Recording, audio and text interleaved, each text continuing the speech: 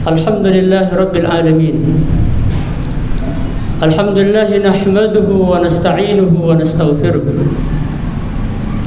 Wa na'udzu billahi min shururi anfusina wa sayyiati a'malina. Man yahdihillahu fala mudilla lahu wa man yudlil falan tajida lahu waliyyan murshida.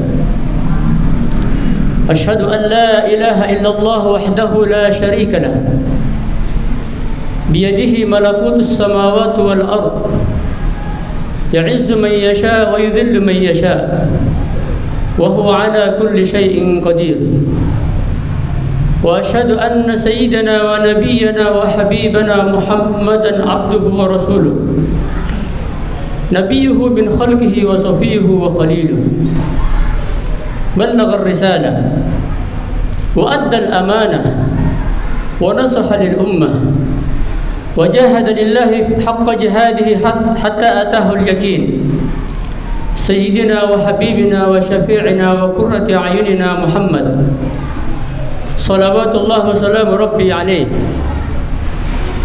اللهم صل على سيدنا محمد وعلى آل سيدنا محمد الفاتح لما أغلق والخاتم لما سبق ناصر الحق بالحق والهادي إلى صراطك المستقيم وعلى آله وصحبه حق قدره ومقداره العظيم. أما بعد فيا عباد الله أوصيكم ونفسي المذنب المخطئ بتقوى الله وطاعته فقد فاز المتقون فقد فاز من اتقى. وقال الله سبحانه وتعالى في القرآن الكريم وهو أصدق القائلين أعوذ بالله من الشيطان الرجيم بسم الله الرحمن الرحيم يا أيها الذين آمنوا اتقوا الله حق تقاته ولا تموتن إلا وأنتم مسلمون.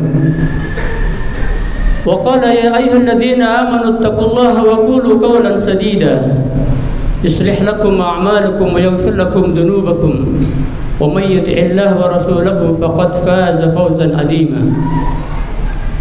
وقال الرسول صلى الله عليه وسلم في حديثه اتق الله حيثما كنت وأتبع السيئة الحسنة تمحها وخالق الناس بخلق حسن. صدق الله العظيم وصدق رسوله الحبيب الكريم ونحن على ذلك من الشاهدين والشاكرين والحمد لله رب العالمين. Ma'asyiral hadirin sidang Jumat rahimakumullah. Alhamdulillah tsumma alhamdulillah. Mari kita panjatkan puji syukur kita ke hadirat Allah Subhanahu wa taala. Dan salat dan salam kita sampaikan kepada Nabi kita Muhammad sallallahu alaihi wasallam. Melalui mimbar yang sangat singkat ini, Al-Fakir berwasiat khususnya kepada diri saya sendiri dan juga para jamaah sekalian, mari kita tingkatkan kualitas keimanan serta ketakwaan kita kepada Allah Subhanahu wa taala dengan menjalankan segala perintah-perintah Allah, dengan menjauhi segala apa yang dilarang oleh Allah Subhanahu wa taala. Imtithal awamirillah wa ijtinabun nawahi. Karena hanya modal takwa yang akan menjadikan kita sebagai hamba yang mulia di sisi Allah Subhanahu wa taala. Takwa yang akan mampu menyelamatkan seorang nanti di yaumil akhir insyaallah.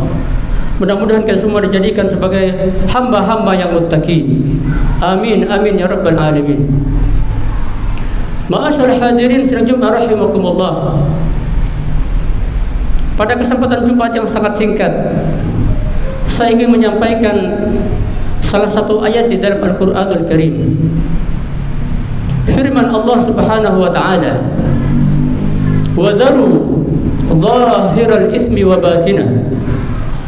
Innal ladzina yaksibuna al-itsma sayujzauna bima kanu yaqtarifun."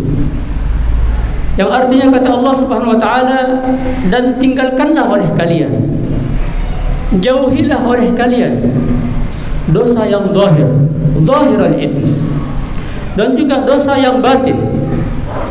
Karena sesungguhnya barang siapa yang mengerjakan perbuatan dosa, maka nanti akan mendapatkan balasan sesuai apa yang dia kerjakan. Pada surat Al-An'am ayat 120. Ma'asyal hadirin rahimakumullah, pada ayat tersebut terdapat satu pesan dari Allah Subhanahu wa taala untuk kita sebagai hambanya. Ada perintah Allah untuk kita sebagai umat manusia. Perintah agar kita menjauhi segala macam dosa, baik itu dosa yang zahir maupun dosa yang batin, dosa yang tampak maupun dosa yang tidak tampak, dosa yang terlihat maupun dosa yang tersembunyi. Bahkan kita masalah dianjurkan dalam agama ini untuk meninggalkan segala bentuk kemaksiatan yang mengundang akan murkanya Allah Subhanahu wa taala. Kita diperintahkan untuk menjauhi segala bentuk kemungkaran yang akan mengundang akan azab Allah Subhanahu wa taala, baik itu azab di dunia, terlebih-lebih azab di akhirat. Allah berfirman kepada kita, wattaqu fitnatan la tusibal ladzina dzalamu minkum khassah wa'lamu anna Allaha syadidul 'iqab. Kata Allah Subhanahu wa taala, jagalah diri kalian, kata Allah, dari satu musibah, dari satu azab, satu bencana yang mana tidak akan menimpa azab tersebut bagi orang yang zalim saja di antara kalian. Dan ketahuilah bahwasanya Allah mempunyai siksa yang sangat pedih. Ma'asyiral rahimakumullah, kita dianjurkan untuk meninggalkan segala bentuk dosa, segala bentuk kemungkaran, zahir maupun batin, bahkan dosa kecil dan juga terlebih yang dosa besar. Karena meninggalkan segala bentuk kemaksiatan, kemungkaran yang dilarang oleh Allah Subhanahu wa taala adalah ciri bagi orang yang bertakwa kepada Allah Subhanahu wa taala.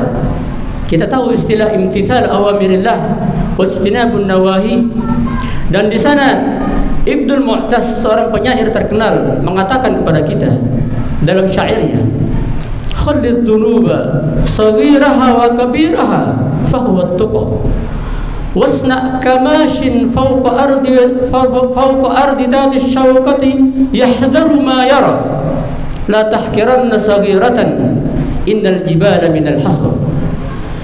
Ibnu Mu'taz mengatakan kepada kita, tinggalkanlah oleh kalian, jauhilah oleh kalian segala macam dosa, baik itu dosa yang kecil maupun dosa yang besar, dan itulah bukti contoh ketakwaan seorang kepada Allah Subhanahu wa taala.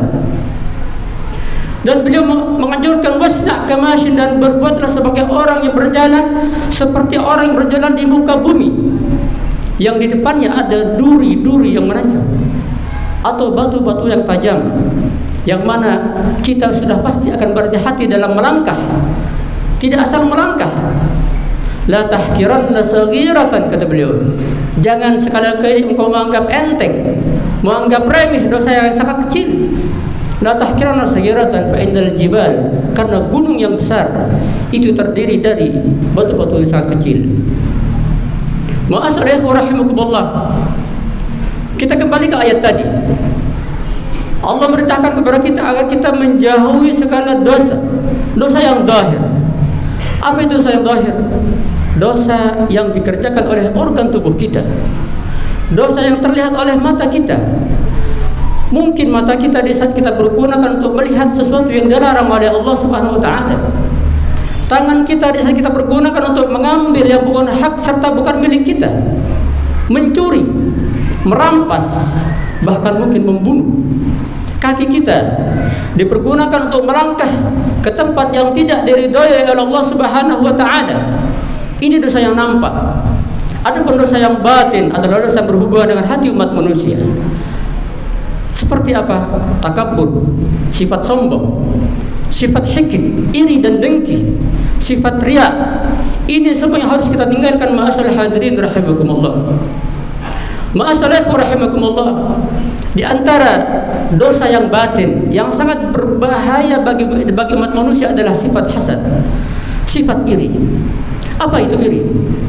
Iri adalah menyatakan syu'urun atifi, sikap batin, Seseorang yang tidak suka dengan kenikmatan yang sedang dimiliki oleh saudaranya, oleh tetangganya, oleh kawannya, dia benci terhadap nikmat tersebut.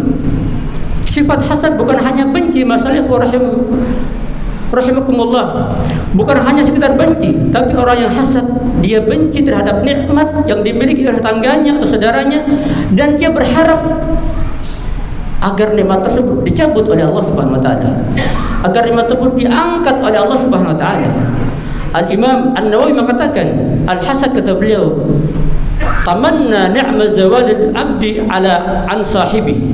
Jadi berharap agar nikmat, kesenangan, kenikmatan yang dimiliki oleh tetangganya, saudaranya akan dicabut oleh Allah Subhanahu wa taala. Ma'asyiral rahimakumullah, dampak sifat hasad ini sangat besar, ma'asyiral rahimakumullah. Sangat berat bagi kita. Sifat hasad merupakan sifat iblis laknatullah alaihi yang menolak di saat disuruh sujud kepada Nabi Allah Adam alaihissalam. Iblis menolak sujud kepada Nabi Adam karena ada rasa hasad pada dirinya, iri dengan kemuliaan yang dimiliki oleh Nabi Allah Adam, disertai dengan sombong dalam hatinya. Iblis merasa lebih baik daripada Nabi Allah Adam. Al-Quran menjelaskan, apa kata iblis? Qala ana khairum min, khalaqtani min narin wa khalaqtahu min tin. Aku lebih baik daripada Adam. Engkau ciptakan aku dari api, dan Adam engkau ciptakan dari tanah. Maka dengan kesombongan itu, karena sifat hasad yang dimiliki oleh iblis, iri dan sombong, Allah usir iblis dari surga. Sebagaimana dalam Quran jelaskan, qala khudh minha mad'uman madhura. Maka kata Allah, keluarlah engkau dan keadaan terhina dan terusir.